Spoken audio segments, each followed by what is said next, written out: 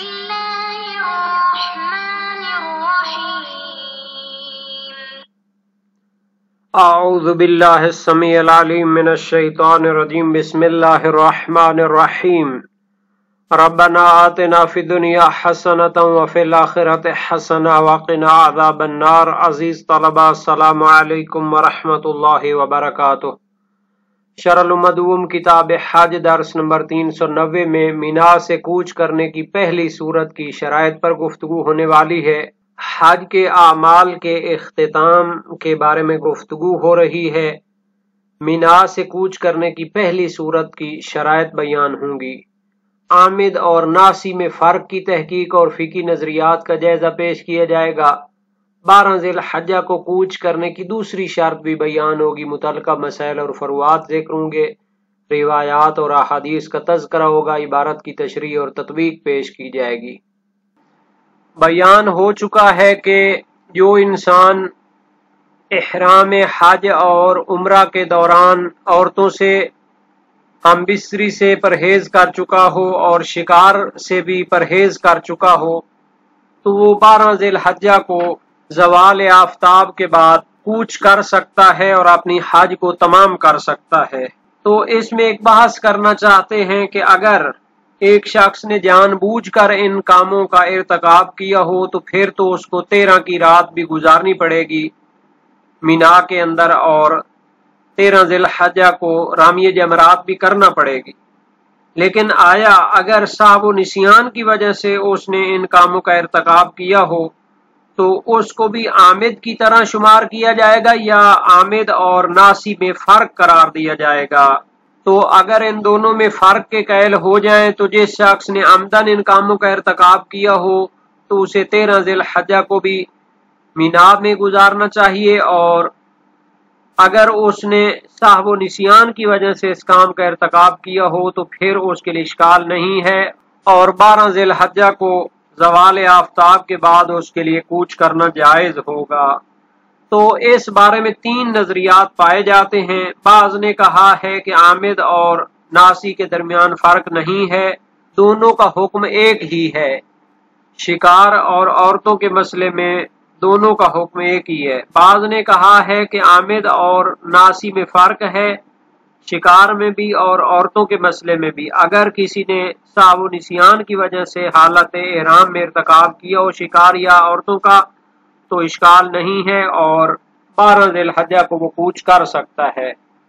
بعض لوگوں نے تفصیل دی ہے شکار اور عورتوں کے مسئلے میں اور کہا ہے کہ شکار میں عامد اور ناسی میں فرق نہیں ہے، دونوں کا حکم ایک ہی ہے، جبکہ عورتوں کے مسئلے میں عامد اور ناسی میں فرق قرار دیا ہے۔ اس قول کی بنیاد پر اگر کسی نے صاحب و نسیان کی بنیاد پر بھی شکار کیا ہو تو 13 کی رات اس کو مینا میں گزارنی چاہیے، جس طرح کے جان بوجھ کر اگر کرے۔ لیکن اگر اس نے صاحب و نسیان کی وجہ سے عورتوں سے ہم بستری کا ارتکاب کیا ہو تو جائز ہے کہ 12 کو زوال آفتاب کے بعد کوچ کرے، لیکن جان بوجھ کر اگر اس طرح کیا ہو تو اس کے لیے جائز نہیں ہوگا اور اس کو 13 کی رات بھی مینا میں گزارنی پڑے گی۔ اس نظریے کی دلیل یہ ہے کہ چونکہ شکار چاہے عمدن ہو یا سہون ہو کفارہ اس پر واجب ہوتا ہے اور اس پر مواخذہ کیا جاتا ہے، تو معلوم ہوتا ہے کہ شکار کے معاملے میں عمد اور صاحب و نسیان میں فرق نہیں ہے، لیکن غیر شکار میں تو اگر صاحب و نسیان ہو تو کفارہ نہیں ہوتا۔ اس سے معلوم ہوتا ہے کہ غیر شکار میں عمد اور صاحب و نسیان میں فرق پایا جاتا ہے۔ عبارت کو دیکھتے ہیں۔ فرمایا وَهَلْ يُفَرَّقُ فِيهِ بَيْنَ الْعَامِدِ وَغَيْرِهِ أَوْجُهٌ ثَالِثُهَا الْفَرْقُ بَيْنَ الصَّيْدِ وَالنِّسَاءِ لِثُبُوتِ الْكَفَّارَةِ فِيهِ مُطْلَقًا دُونَ غَيْرِهِ۔ کیا اس معاملے میں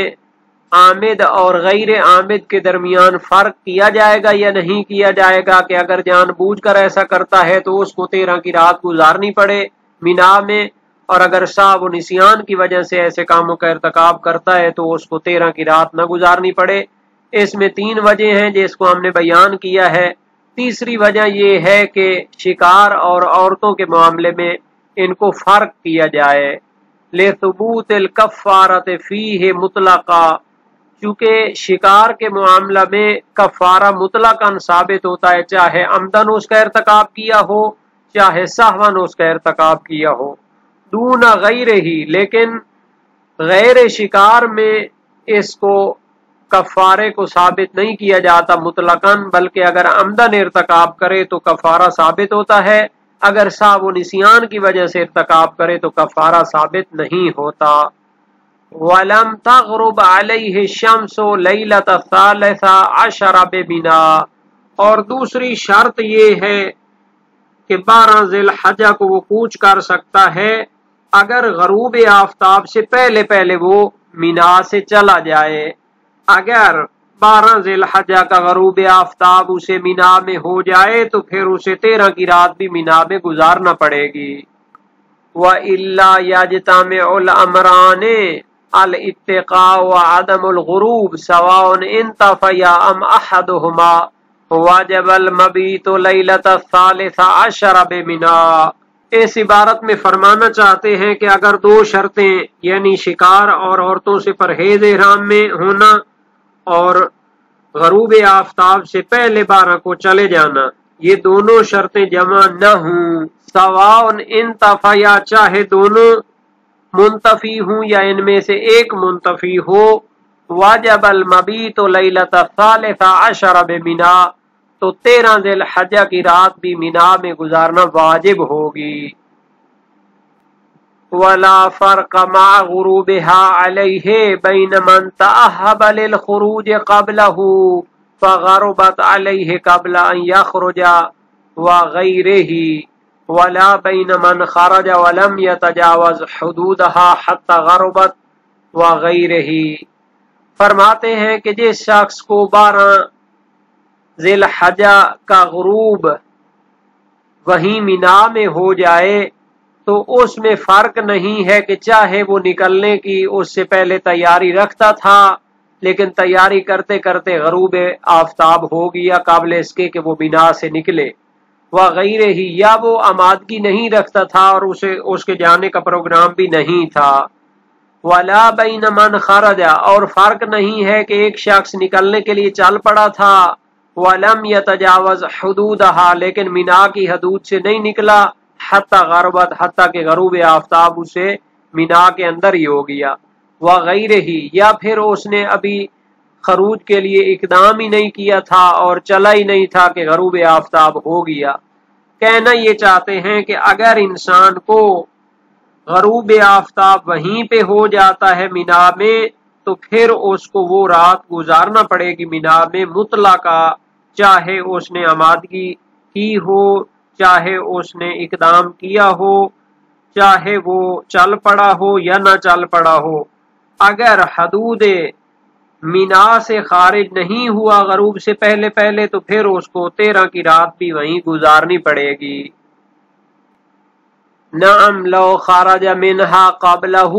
ثم رجع بعده لغرض كأخذ شيء ناسيه لم يجب المبيت، وكذا لو عاد لتدارك واجب بها، ولو رجع قبل الغروب لذلك فغربت عليه بها ففي وجوب المبيت قولان اجودهما ذلك۔ فرماتے ہیں اگر شرائط ہوں اس میں اور وہ 12 ذی الحجہ کو غروب آفتاب سے پہلے پہلے مینا سے چلا جائے، ثم رجع بعده لغرض، پھر کسی کام کے سلسلے میں دوبارہ وہ غروب آفتاب کے بعد مینا میں آئے، کا اخذ شیء ناسی، مثلا کوئی چیز وہ مینا میں بھول گیا تھا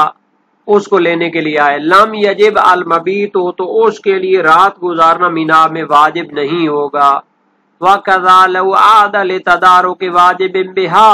اسی طرح ہے کہ اگر وہ شرائط کے ساتھ غروب آفتاب سے پہلے پہلے مینا سے چلا گیا تھا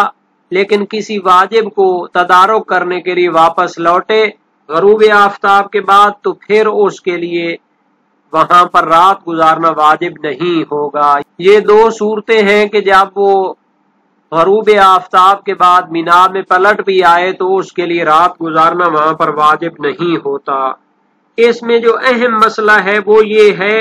کہ غروب آفتاب سے پہلے شرائط کے ساتھ وہ مینا سے چلا گیا تھا اور غروب آفتاب کے بعد واپس لوٹتا ہے کسی کام کے سلسلے میں تو 13 کی رات اسے مینا میں گزارنا واجب نہیں ہے۔ لیکن انہی دو صورتوں میں اگر وہ کسی کام کے غرض سے یا کسی واجب کے تدارک کے لیے غروب آفتاب سے پہلے پلٹ آتا ہے مینا میں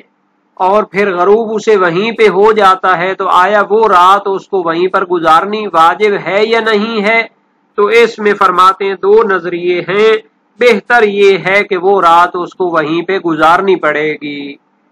یعنی کہ اگر ایک انسان میں شرائط ہیں اور وہ زوال شمس کے بعد 12 ذی الحجہ کو اور غروب سے پہلے مینا سے چلا جاتا ہے، لیکن غروب آفتاب سے پہلے مینا میں کسی کام کے سلسلے میں لوٹ آتا ہے اور پھر دوبارہ غروب سے پہلے نہیں نکل سکتا اور غروب شمس اسے مینا میں ہی ہو جاتا ہے تو 13 کی رات اسے وہیں پر گزارنی پڑے گی۔ بہتر قول یہ ہے۔ جہاں تک اس میں عامد اور غیر عامد کے فرق کی تحقیق ہے تو شہید ثانی نے اسی کے مشابہ عبارت اپنی مسالک الافہام فی اشارہ شرح الاسلام میں بھی پیش کی ہے۔ اور جہاں تک دوسری شرط کا تعلق ہے کہ اگر اس میں شرائط پائی جاتی ہیں تو وہ زوال آفتاب کے بعد اور غروب آفتاب سے پہلے 12 ذی الحجہ کو وہاں سے جا سکتا ہے۔ تو اس شرط دوم میں کوئی اختلاف نہیں، تمام فقہائے شیعہ اس کے قائل ہیں، اور صحیح معاویہ بن عمار امام صادق علیہ السلام سے اس پر دلالت کرتی ہے، اذا جاء اللیل بعد النفر الاول فبت بمنا ولیس لک ان تخرج حتی تصبح وسیلشی بعدہم ابواب العود الى منا، حدیث دوم ہے۔ جب رات تمہیں 12 ذی الحجہ کو وہیں پر آ جائے اور دن کے وقت تم وہاں سے نہ جا سکو تو پھر وہیں پر رات گزارو گے 13 ذی الحجہ کی بھی مینا میں، اور تیرے لیے وہاں سے صبح تک نکلنا جائز نہیں ہے۔ اور صحیح حلبی ہے امام صادق علیہ السلام سے، من تعجل فی یومین فلا ینفر حتی تزول الشمس فَإِنْ أَدْرَكَهُ الْمَسَاءُ بَاتَ وَلَمْ يَنْفَرْ، یعنی کہ جو بندہ پہلے 2 دنوں میں ہی جلدی سے جانا چاہتا ہے اور اس میں شرائط ہیں تو زوال شمس سے پہلے نہ جائے، 12 ذی الحجہ کو زوال شمس کے بعد جا سکتا ہے مینا سے، اور اگر 12 ذی الحجہ کو شام بھی اس کو وہیں ہو جائے تو پھر رات وہیں گزارے گا اور جانے کی اس کو اجازت نہیں ہے۔ اس طرح اور بھی روایات اس مطلب پر دلالت کرتی ہیں۔ اور یہ جو فرمایا ہے کہ اگر 2 امر یعنی دونوں شرائط جمع نہ ہوں، چاہے دونوں منتفی ہوں یا ایک منتفی ہو، تو اس کو وہاں پر 13 ذی الحجہ کی رات بھی گزارنا مینا میں واجب ہوگا، چونکہ جب اذا فقد الشرط فقد المشروط، 13 ذی الحجہ کی رات وہاں گزارنے سے تب بچ سکتا ہے جب 2 شرائط اس میں پائی جائیں۔ تو یہ جو فرمایا ہے کہ جب غروب اسے مینا میں ہو جائے تو فرق نہیں ہے کہ پہلے آمادگی کر رہا تھا یا چل پڑا تھا یا نہیں چلا تھا، اگر اس کو غروب مینا کی حدود کے اندر ہو جاتی ہے تو اسے وہیں پر رہنا پڑے گا 13ویں کی رات کو۔ تو یہ علامہ ہلی کا ایک قول ہے تذکرۃ الفقہاء میں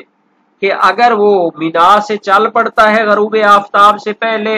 اور غروب آفتاب اسے وہیں ہو جاتا ہے مینا کی حدود سے نکلنے سے پہلے، تو اس پر رات گزارنا وہاں پر واجب نہیں ہوگا،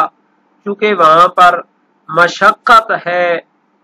بھیڑ ہوتی ہے، باقی مشکلات ہوتی ہیں، تو اس وجہ سے اس کو وہاں پر رات گزارنے کی وجوب نہیں ہے۔ تو اس پر اشکال یہ کہ جناب علی شرط یہ تھی کہ غروب سے پہلے وہ مینا سے نکل چکا ہو، تو جب غروب سے پہلے وہ مینا سے نہیں نکل چکا تو پھر رات تو اس کو گزارنا واجب ہوگی۔ تو آپ نے جو مشقت کی دلیل بیان کی ہے یہ ضعیف ہے، کیونکہ جب حکم شرعی اس پہ آ جاتا ہے تو پھر اس کو اس پر عمل کرنا چاہیے۔ مشقت اس میں کون سی ہے؟ جب شریعت کے لیے اس نے اتنے زیادہ اخراجات برداشت کر لیے ہیں، اتنے دن اس نے پہلے برداشت کر لیے ہیں، تو ایک رات گزارنا اس کے لیے کون سی مشقت ہو جائے گی؟ اور 2 صورتوں میں کہا تھا کہ اگر غروب آفتاب سے پہلے وہ 12 ذی الحجہ کو مینا سے چلا جاتا ہے اور غروب کے بعد مینا میں آتا ہے تو پھر اس کو رات گزارنا واجب نہیں ہے، لیکن غروب آفتاب سے پہلے مینا سے جاتا ہے اور غروب آفتاب سے پہلے کسی کام سے مینا میں آتا ہے اور غروب اسے وہیں پر ہو جاتا ہے تو اس کو بھی 13ویں کی رات اسے وہاں پر گزارنی پڑے گی، چونکہ شرائط یہاں پر وہاں پر رہنے کے وجوب کی موجود ہیں۔ اگر تو وہ غروب آفتاب سے پہلے وہاں سے چلا گیا ہوتا اور واپس نہ آتا تو اس کو پھر معاف تھا، لیکن جب وہ مینا کے اندر موجود ہے غروب کے وقت تو پھر اس کو وہیں پر رات گزارنی پڑے گی۔ اور کسی عالم اور فقیہ نے اسے معاف نہیں کیا کہ اگر وہ ایک مرتبہ مینا سے چلا گیا ہو اور غروب کے وقت وہاں پر ہو تو 13ویں کی رات اس کو وہاں پر رہنے کی اجازت مثلا چھٹی دے دی جائے اور اس پر واجب نہ ہو۔ بہرحال شہید اول نے شرح الامہ میں تو 2 قول کہہ دیے ہیں کہ اس میں 2 نظریے پائے جاتے ہیں، حالانکہ بہتر تعبیر ان کی مسالک الافہام فی شرح الاسلام میں ہے کہ اس میں 2 وجہ ہیں، یعنی 2 احتمال ہو سکتے ہیں، دوسرا قول نہیں ہے۔